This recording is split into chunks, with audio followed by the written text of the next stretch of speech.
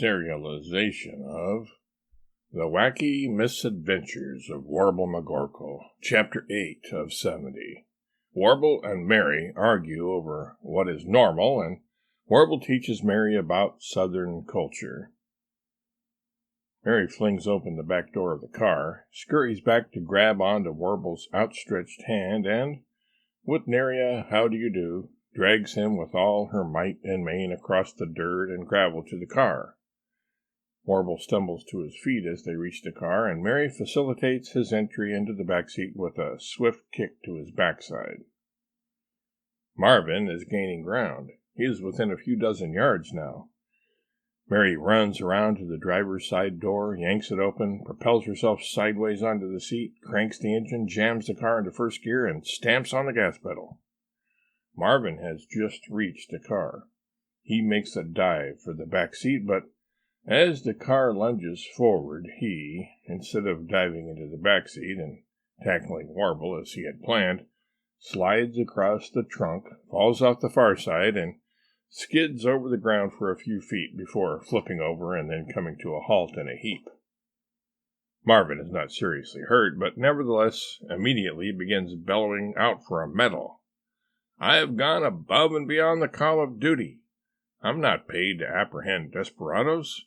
I put my life on the line. I gave my all. I deserve a raise.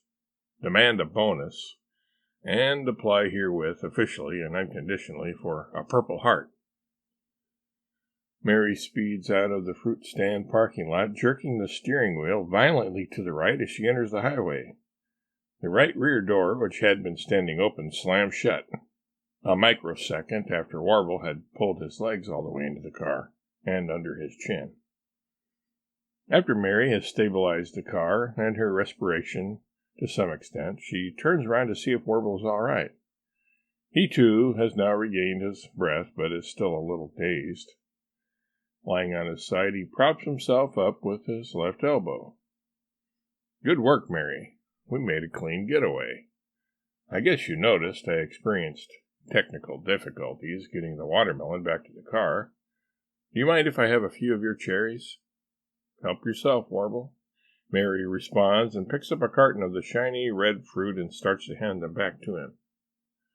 "Oh no, leave them where they are. I'm coming up." And so he does. By turning around and placing his back to the back of the front passenger seat, so that he's facing out the rear window, and pushing himself over the seat backwards. When his head comes down and touches the front seat, he twists his body around, using his head as a swivel, somewhat reminiscent of a breakdancer in slow motion, until he is sitting in the passenger seat in the normal fashion. "Now, why did you do it that way?" Mary wants to know. "Do what? What way, Mary?" Warble counters. Mary sighs. "Why did you climb over the seat backwards?" "Backwards? Do you mean literally backwards, or backwards as in the opposite of the normal way?" "Both." "Well, I did climb over backwards in the literal sense, it's true, but I didn't climb over backwards in the latter sense, despite what you think." "All right, Warble, let me put it to you this way. Why didn't you climb over like a normal person?" "A normal person? What do you mean by that phrase, normal person, Mary? How would you define such an animal? And if you could identify someone that could be classified as normal, just how would he, or I guess you would say it would be a she, go about climbing over an automobile seat?" "I've been trying to tell you, forwards, frontwards, head first." "She would use her arms to pull herself over head first." "Ah, but you see, you said she. Maybe it's a woman thing. Women climb over forwards, men backwards. Thus, custom on Venus is to go head first, but the custom on Mars is Deville take the hindmost." "Deville? Cruella, you mean?" "No, not Cruella. Coupe Deville. It's a car. We're talking about climbing around in a car, Mary, don't you? Warble. Realize, Warble. When I'm trying to warble. Tell you, Warble. Warble. Enough with the warbling already. What? It's not a woman thing. It's a normal, everyday, average person thing." "All right, then. If you're so sure of it, then prove it." Okay, I will. Do you remember when you were a kid and you climbed over from the back seat to the front? I was never a kid, so I haven't the foggiest idea what you're driving at. You were never a kid? Most definitely not. I have never in my entire life been a goat. Oh, Warble, for crying out loud. When you were a child and you climbed over the seat, did you go over forward or backward? Forward. See?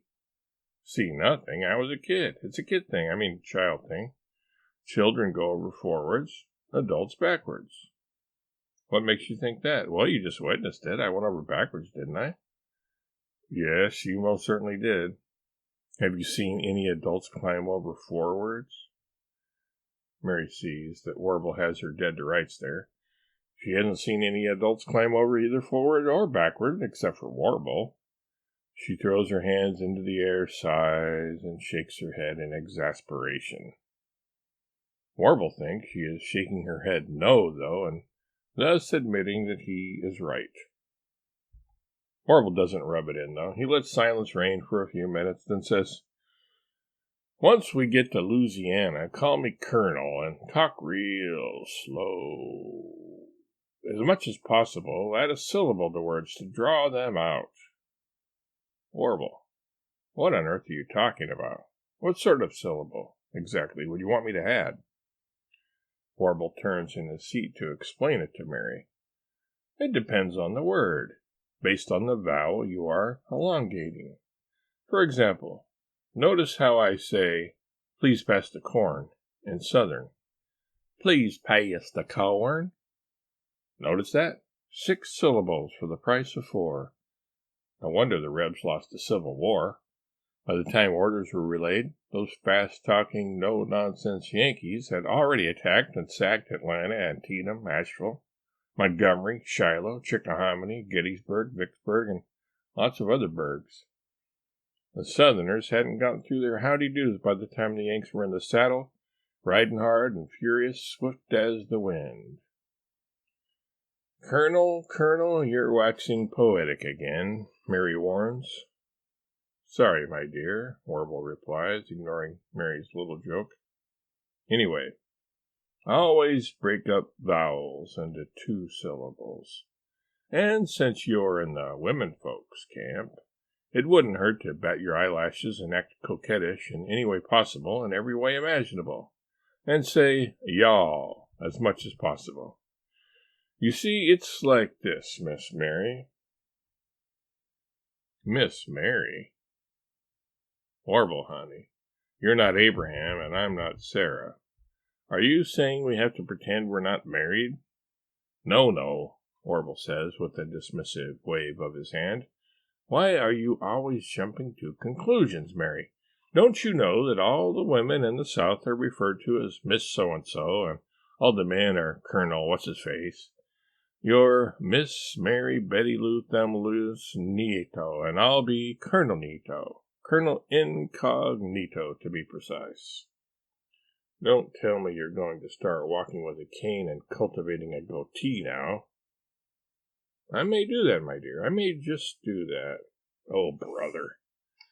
Now, Mary, I told you, just because you will be bearing the appellation Miss, and I the nobiliary particle Colonel, doesn't mean that you're to pose as my sister or some such.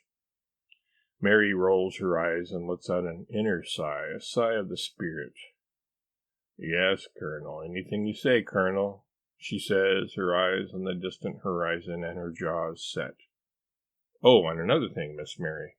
When in the South, never turn down pralines, pecan pie, moon pies, mint juleps, RC cola, hush puppies, grits, jambalaya, lemonade, or iced tea. That would be a dead giveaway that you're not a genuine Southern belle.